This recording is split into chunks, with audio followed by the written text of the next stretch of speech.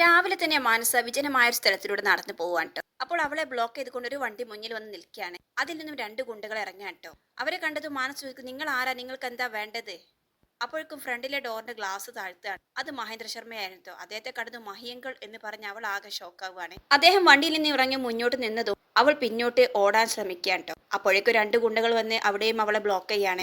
എന്താ അങ്കിൾ, എന്താ നിങ്ങൾക്ക് വേണ്ടത്? എന്തിനാണ് എന്നെ ബ്ലോക്ക് ചെയ്ത് വെച്ചിരിക്കുന്നത് എന്ന് അവൾ ചോദിക്കുന്നുണ്ട്. എനിക്കറിയേണ്ടത് എന്റെ മകൻ സുനിൽ ശർമ്മ എവിടെയാണെന്നാണ്. അത് നിങ്ങൾക്ക് നന്നായിട്ട് അറിയാം, സത്യം നീ പറ എന്ന് പറയാൻ ട്ടോ. അപ്പോൾ മാനസ് പറയുന്നുണ്ട്, പ്ലീസ് അങ്കിൾ, എനിക്കറിയില്ല അവൻ എവിടെയാണെന്ന് എന്ന് പറയാൻ ട്ടോ. വീണ്ടും നിന്നെക്കൊണ്ട് സത്യം പറയിക്കാൻ പറ്റുമോ എന്ന് ഞാൻ നോക്കട്ടെ, പിടിച്ച് വണ്ടിയിൽ കയറ്റി അവളെ എന്ന് പറയാൻ ട്ടോ മഹേന്ദ്ര ശർമ്മ. അങ്ങനെ അവളെ ഗുണ്ടകൾ ചേർന്ന് പിടിച്ച് വണ്ടിയിൽ ബലമായിട്ട് കയറ്റിയാണ്. എന്നിട്ട് അവിടെ ഇരുന്ന് കൊണ്ടുപോവുകയാണ് ട്ടോ.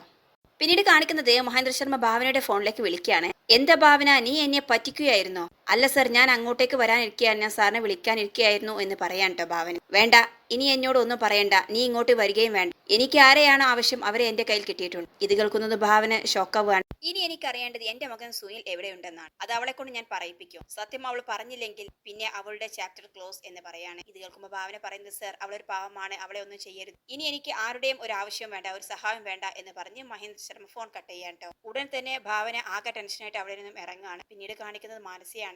അവളെ ആകെ കെട്ടിവെച്ച് നീലാണ്ട് കാണിക്കുന്നത്. ഒരുപാട് കുതറി അവൾ അവിടെ നിന്ന് രക്ഷപ്പെടാൻ ശ്രമിക്കുന്നുണ്ടെങ്കിൽ അവൾക്കൊന്നും കഴിയുന്നില്ല കേട്ടോ. അപ്പോൾ മഹേന്ദ്ര ശർമ്മ വന്നിട്ട് പറയുന്നുണ്ട്, 10 മിനിറ്റ് ഞാൻ എനിക്ക് തരാം, അതിനുള്ളിൽ നീ സുനിൽ ശർമ്മ എവിടെയാണെന്ന് പറയണം. എന്നിട്ട് അവിടെ വായിൽ നിന്നുള്ള സാധനങ്ങൾ എടുത്ത് മാറ്റുക. അപ്പോൾ മാനസ പറയുന്നുണ്ട്, സർ പ്ലീസ്, എനിക്കറിയില്ല, അവൻ എവിടെയാണെന്ന് എനിക്കറിയില്ല. അപ്പോൾ സുനിൽ ശർമ്മ ആകെ പൊട്ടിത്തെറിക്കുകയാണ്. മര്യാദക്ക് നടന്ന എന്റെ മകനെ നീ കറക്കി എടുത്തേം പോരാ, ഇല്ലാത്ത കുറ്റത്തിന് അവനെ ജയിലിലാക്കി. നീയോ ഇവിടെ സുഖമായിട്ട് കഴിയാം. ജയിലിൽ ഇറങ്ങി അവൻ നിന്നെ കാണാൻ വന്നിട്ടുണ്ട്. ഇപ്പോൾ അവൻ എന്ത് പറ്റിയത് നിനക്ക് നന്നായിട്ട് സത്യം പറയടി എന്ന് പറയാൻ ട്ടോ. എനിക്കറിയില്ല അങ്കിൾ എന്ന് തന്നെ വീണ്ടും പറയാണ് മാനസ്. അപ്പോഴേക്കും ഭാവന അവിടെ എത്തുകയാണ്. സർ പ്ലീസ്, അവളെ ഒന്നും ചെയ്യരുത്, ഞാൻ അവളെ കൊണ്ട് സത്യം പറയിപ്പിക്കാം എന്ന് പറയാൻ. ഗുണ്ടകൾ അവളെ തളയുന്നുണ്ടെങ്കിലും അവൾ തട്ടി മാറ്റിയിട്ട് മുന്നോട്ടേ വരികയാണ്. എന്നിട്ട് മാനസയെ പിടിച്ചിട്ട്, മാനസനേക്ക് ഒന്നും പറ്റിയിട്ടില്ലല്ലോ എന്നൊക്കെ ചോദിക്കാം. ഭാവനയിലേക്ക് പോകുന്നതാണ് നല്ലത്, ഇവളെ കൊണ്ട് ഞാൻ സത്യം പറയിപ്പിക്കും എന്ന് പറയാണ് മഹേന്ദ്ര ശർമ്മ. ഇല്ല, ഞാൻ പോകില്ല, മാനസയെ കൊണ്ട് ഞാൻ പറയിപ്പിക്കാം എന്നും പറയുന്നുണ്ട്. അങ്ങനെ അവസാനം രണ്ട് ഗുണ്ടകൾ വന്ന് ഭാവന അവിടെ നിന്ന് മാറ്റാൻ ശേഷം, നിനക്ക് സത്യം പറയാൻ വയ്യല്ലടി എന്ന് പറഞ്ഞുകൊണ്ട് മാനസയുടെ വയറിന് കുത്തുക കേട്ടോ മഹേന്ദ്ര ശർമ്മ. ഇത് കണ്ട് ഭാവന മാനസ എന്ന് വിളിച്ചാർക്കുക. എന്നിട്ട് അവൾ ഉറക്കത്തിൽ നിന്നും ചാടി എഴുന്നേൽക്കുകയാണ്. എണീറ്റപ്പോഴാണ് അവൾക്ക് സ്വപ്നമാണെന്ന് മനസ്സിലായി. എങ്കിലും അവളുടെ ആ ഭയം ഒട്ടും വിട്ടിരുന്നില്ല. ഇതിക്കടെ സൂര്യൻ എഴുന്നേൽക്കൽ, എന്ത് പറ്റി ഭാവന, എന്താ കാര്യം? ഇങ്ങനെ പറഞ്ഞിട്ട് അവൻ വെള്ളമൊക്കെ എടുത്ത് കൊടുക്കുന്നുണ്ട്. ഭാവന ഒരുപാട് വെള്ളം കുടിക്കുന്നുണ്ട്. എന്താണ് കാര്യം, നിന്നെ അലട്ടുന്ന എന്തോ പ്രശ്നം ഉണ്ട് എന്നൊക്കെ പറയാണ്. അപ്പോൾ ഭാവന പറയുന്നുണ്ട്, അതേ സൂര്യ, ഇങ്ങനെ പറഞ്ഞിട്ട് അവള് അന്ന് അവൾ തട്ടിക്കൊണ്ട് പോയതും പിന്നീട് ഉണ്ടായ കാര്യങ്ങളൊക്കെ പറഞ്ഞു കൊടുക്കാൻ. എല്ലാം കേട്ട് കഴിയുമ്പോൾ സൂര്യക്ക് ദേഷ്യം വരിക. പക്ഷെ അവൾ ആദ്യം തന്നെ സൂര്യയോട് സത്യം ചെയ്യിപ്പിച്ചിരുന്നു, ഇത് കേട്ട് കഴിഞ്ഞാൽ ഇതിനുമാരിൽ ഒരു പ്രശ്നം ഉണ്ടാക്കരുത് എന്ന്. അങ്ങനെ സൂര്യ പറഞ്ഞു, ഇപ്പോൾ തന്നെ എനിക്ക് അജിത് സാറെ കാണും, സത്യം എന്താണ് എനിക്ക് സാറോട് പറയണം. അങ്ങനെ ഭാവന ബലമായിട്ട് പിടിച്ചു വെക്കേണ്ട. സൂര്യ പ്ലീസ്, ഇപ്പോൾ എടുത്തു ചാടി ഒന്നും ചെയ്യരുത്, അത് എനിക്കും മാനസക്കും എല്ലാം ആപത്താണ്. ഇപ്പോൾ നമ്മൾ ബുദ്ധിപൂർവ്വം നീങ്ങണം. എന്തായാലും അവരുടെ ഉദ്ദേശം എന്താണെന്ന് നമുക്ക് കണ്ടുപിടിക്കാം. ഞാൻ പറയുന്നത് പോലെയാണ് ഇപ്പോൾ ആ മഹേന്ദ്ര ശർമ്മ നീങ്ങുന്നത്. അതുകൊണ്ട് ഇപ്പോൾ നമുക്ക് വലിയ പ്രോബ്ലം സോൾവ് ചെയ്യാം. പക്ഷെ സൂര്യ ഒന്നും എടുത്തു ചാടി ചെയ്യരുത്, ഞാൻ പറയുന്നത് പോലെ കേൾക്കണം സൂര്യ പ്ലീസ് എന്നൊക്കെ പറഞ്ഞ് സൂര്യയെ ഒരുവിധം അടക്കി നിർത്തുകട്ടോ ഭാവൻ. നാളെ എന്തായാലും മഹേന്ദ്ര ശർമ്മയെ കാണാൻ പോകുന്ന വിവരവും പറയുന്നു. കേൾക്കുമ്പോൾ സൂര്യ വീണ്ടും പൊട്ടിത്തെറിക്കുകയാണ്. എന്തിന് ഇനി തട്ടിക്കൊണ്ട് പോയി അദ്ദേഹത്തെ കാണാൻ നീ വീണ്ടും പോകും? ഞാനും വരാം, എനിക്ക് അവനെ കാണണം എന്ന് പറയാം. അങ്ങനെ അവൾ പറയുന്നത്, സൂര്യ ഇപ്പോൾ തൽക്കാലത്തേക്ക് വരണ്ട, ഞാനും വല്യമ്മയും കൂടിയാണ് പോകുന്നത് എന്നൊക്കെ പറയാൻ. പിന്നീട് കാണിക്കുന്ന അടുത്ത ദിവസം രാവിലെയാണ്. ഭാവനയായിട്ട് അവിടെ പോകാൻ വേണ്ടിയിട്ട് റെഡിയായിട്ട് ഇറങ്ങുക. എന്നിട്ട് ജാനകിയുടെ അടുത്തേക്ക് വരുന്നുണ്ട്. വല്യമ്മ വേഗം പോയി റെഡിയാവ്, നമുക്ക് എത്രയും പെട്ടെന്ന് മഹേന്ദ്ര ശർമ്മയെ കാണാൻ വേണ്ടി എത്തണം എന്ന് പറയാണ്. ഇപ്പോൾ തന്നെ പോകണം മോളെ, നീ റെഡിയായോ എന്ന് ചോദിക്കുന്നുണ്ട്. പക്ഷെ എനിക്ക് റെഡിയാവാൻ ഡ്രസ്സൊന്നും ഇല്ലല്ലോ, വീട്ടിൽ നിന്ന് എടുക്കാമെന്ന് വിചാരിച്ചില്ല, പക്ഷെ ഇന്നലെ പോകാൻ പറ്റി. സാരമില്ല, ജയോട് ഞാനൊരു ഡ്രസ്സ് ചോദിച്ചു നോക്കാം, എന്നിട്ട് വരും വഴി നമുക്ക് വീട്ടിൽ കയറി എന്റെ ഡ്രസ്സ് എടുക്കാം എന്ന് പറയാം. അങ്ങനെ മേലേക്ക് പോവാൻ കേട്ടോ ജാനകി ജയോ ഡ്രസ്സ് ചോദിക്കാൻ വേണ്ടിയിട്ട്. അതേസമയം ജയനിർമ്മലയാകട്ടെ നല്ലൊരു സാരി എടുത്ത് അയൺ ചെയ്ത് വെച്ചോണ്ടിരിക്കുകയാണ്. ഒരു ഫ്രണ്ടിനെ കാണാൻ വേണ്ടി പുറത്ത് പോകാൻ റെഡിയാകാൻ നിൽക്കുകയാണ്. അപ്പോഴാണ് അവരുടെ ഫോൺ റിങ് ചെയ്യുന്നത്. അപ്പോൾ അയൺ ബോക്സിന് സ്വിച്ച് എല്ലാം ഓഫ് ചെയ്ത് ഫോൺ എടുക്കാൻ പോവാണ്. അതേസമയം ജാനകി അവിടെ എത്താണ്. എന്തായാലും ജയോട് ഒരു സാരി ചോദിച്ചു നോക്കാം എന്ന് ഉദ്ദേശിക്കുകയാണ്. അപ്പോഴാണ് അവിടെ ഒരു സാരി അയൺ ചെയ്ത് വെച്ചിരിക്കുന്നത് കാണുന്നത്. അങ്ങനെ തിരിച്ചു മറിച്ച് നോക്കുമ്പോൾ അവർക്ക് ഇഷ്ടമാവുക. ഇനി ബ്ലൗസ് പാകമാവോ എന്ന് അറിയില്ല എന്ന് പറഞ്ഞിട്ട് ആ സാരിയും എടുത്തുകൊണ്ട് അകത്തേക്ക് പോയിട്ട് അത് ഡ്രസ്സ് ചെയ്യാൻ. ഫോൺ കോൾ എല്ലാം കഴിഞ്ഞ് തിരികെ വരുന്ന ജയനിർമ്മല സാരി നോക്കുമ്പോൾ കാണാനില്ല. ഇത് എവിടെ പോയി എന്ന സംശയത്തിൽ ചുറ്റും നോക്കുന്നുണ്ട്. അപ്പോഴാണ് ജാനകി സാരിയെല്ലാം ഡ്രസ്സ് ചെയ്ത് കണ്ണാടിയുടെ മുന്നിൽ നിന്നും കമ്മലും റിങ്ങും ഒക്കെ ഇടുന്ന കാണുന്നത് കേട്ടോ. ഇത് കാണുന്ന ജയക്ക് ദേഷ്യം വരികയാണ്. ജാനകി എന്ന് വിളിച്ചുകൊണ്ട് പൊട്ടിത്തെറിക്കാണ്ട് അവര്. അപ്പോൾ ജാനകി അയ്യോ എവിടെ നിന്നാ എന്ന് പറഞ്ഞ് ചുറ്റും നോക്കുകയാണ്. എന്താ ജാനകി കാണിച്ചു വെച്ചിരിക്കുന്നത്? ഞാൻ എനിക്ക് പുറത്ത് പോകാൻ വേണ്ടിയിട്ട് ഒരുക്കി വെച്ച സാരിയാണത്. നീ ആരോട് ചോദിച്ചിട്ടാണ് എന്റെ സാരി എടുത്തിട്ടതെന്ന് ചോദിക്കുകയാണ്. അപ്പോൾ ജാനകി പറയുന്നുണ്ട്, ജയേ ഞാൻ നിന്നോട് സാരി ഒന്ന് തരുമോ എന്ന് ചോദിക്കാൻ വേണ്ടി വന്നത്. തക്ക സമയത്ത് തന്നെ അത് എന്റെ മുന്നിൽ എന്റെ സാരി നിൽക്കും. പിന്നെ ഞാൻ ആരോട് ചോദിക്കാം? നിന്നെ എങ്ങും അവിടെ കണ്ടതുമില്ല. അതുകൊണ്ട് ഞാൻ അങ്ങ് എടുത്തിട്ടു. നിനക്ക് ഇത് തന്നെ ഇടണം എന്ന് നിർബന്ധമുണ്ടെങ്കിൽ ഞാൻ അയച്ചു തരാട്ടോ, എനിക്ക് പ്രശ്നമില്ല, നീ മറ്റൊരു സാരി തന്നാൽ മതി എന്ന് പറയാണ്. അപ്പോൾ ജയ ഓ നീ എടുത്തിട്ട സാരി ഇനി എനിക്കെന്തിനു വേണം? നീ തന്നെ ഇട്ടാൽ മതി, എനിക്ക് വേണ്ടാതെ. നിനക്ക് അല്പം സ്വാതന്ത്ര്യം കൂടുന്നുണ്ട്. വന്ന് വന്ന് നിനക്ക് തോന്നുന്ന മാതിരിയാണ് ഓരോ കാര്യങ്ങൾ ചെയ്തു കൂട്ടുന്നത്. അതൊക്കെ നീ നിന്റെ വീട്ടിൽ അങ്ങ് പോയി ചെയ്താൽ മതി, എന്റെ വീട്ടിൽ വേണ്ട എന്നൊക്കെ ജയ പറയാൻ.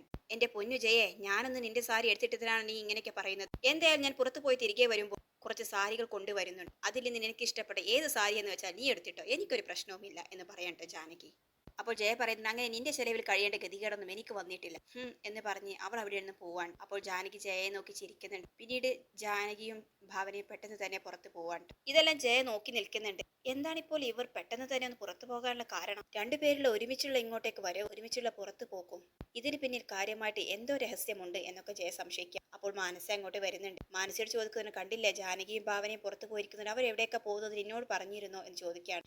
അപ്പോൾ മാനസ പറഞ്ഞു എനിക്കറിയില്ല, ഭാവന എന്നോടൊന്നും പറഞ്ഞതില്ല. ഞാനും ആന്റിയെ പോലെ അവർ രണ്ടുപേരും ഒന്നിച്ചിറങ്ങുന്നത് കണ്ടു. എന്തെങ്കിലും അത്യാവശ്യം ഉണ്ടാകും, അതിന് പോയതായിരിക്കും എന്ന് പറയാൻ കേട്ടോ മാനസ. ജയ പറയുന്നത് ഇതിനെ അങ്ങനെ പറഞ്ഞ് തള്ളിക്കളയാനാവില്ലമോ? എനിക്ക് എന്തൊക്കെയോ മനസ്സിൽ സംശയമുണ്ട്. മാനസ പറയുന്നത് എന്താണെന്നറിയില്ല ആന്റി, എനിക്കും നല്ല ഭയമുണ്ട്. ഭാവനയുടെ ഈ തിരിച്ചുവരവ് തന്നെ എന്തൊക്കെയോ ദുരുദ്ദേശത്തോട് കൂടിയാണ് എന്നൊക്കെ പറയുന്നുണ്ട്.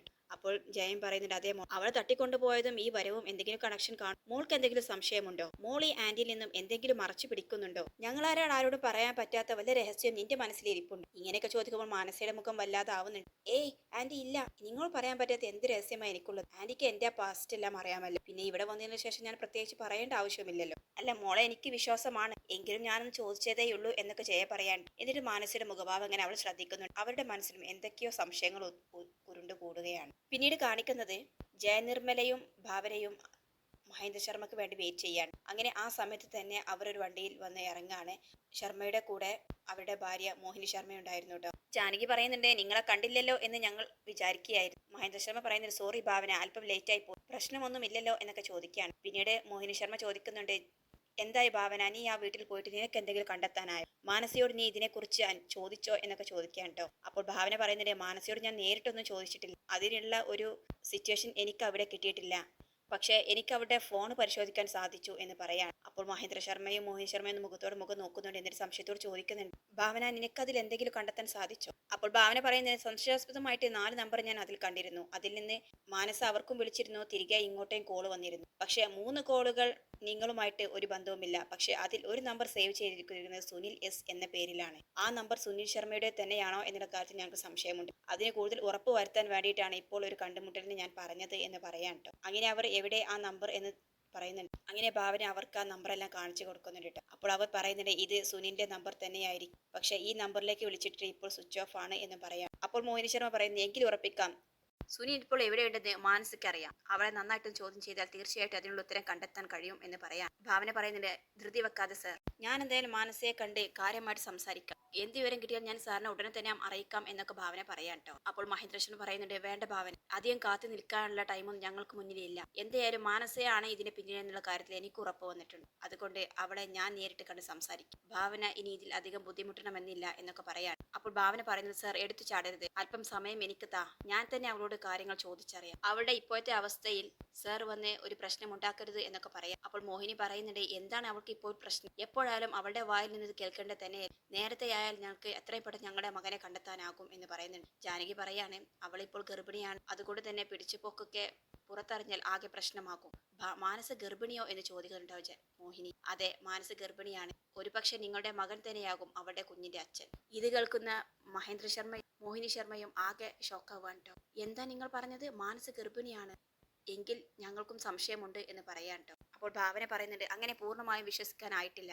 അവൾ ഇതിനിടയിലും ഒരു കളിക്കുന്നുണ്ടോ എന്ന സംശയമുണ്ട്. സരോഗസി വഴി ഞങ്ങളുടെ കുഞ്ഞിനെയാണ് അവൾ ഗർഭം ധരിച്ചിരിക്കുന്നത് എന്നാണ് എല്ലാവരോടും പറഞ്ഞ് പരത്തിയിരിക്കുന്നത്. ഒരുപക്ഷെ അവൾ ഓൾറെഡി ഗർഭിണിയായതിനു ശേഷമാണ് ഇങ്ങനെ ഒരു നാടകം കളിക്കാൻ തയ്യാറായത് എന്നുള്ള കാര്യത്തിൽ ഞങ്ങൾക്ക് സംശയമുണ്ട്. അതുകൊണ്ട് അതിനൊക്കെ കൂടുതൽ വ്യക്തത വരണമെങ്കിൽ മാനസയുടെ നാവിൽ നിന്ന് തന്നെ ഇതിനുള്ള ഉത്തരമെല്ലാം കിട്ടണം, എങ്കിലേ നമുക്കത് ഉറപ്പിക്കാനാവൂ എന്നൊക്കെ പറയാൻ കേട്ടോ. അതിനിപ്പോൾ നമ്മൾ എടുത്തുചാടി ഒന്നും ചെയ്യരുത്, ബുദ്ധിപൂർവ്വം മാത്രമേ കാര്യങ്ങൾ നീക്കാനാവൂ എന്നൊക്കെ ഭാവന അവരോട് പറയുന്നുണ്ട്.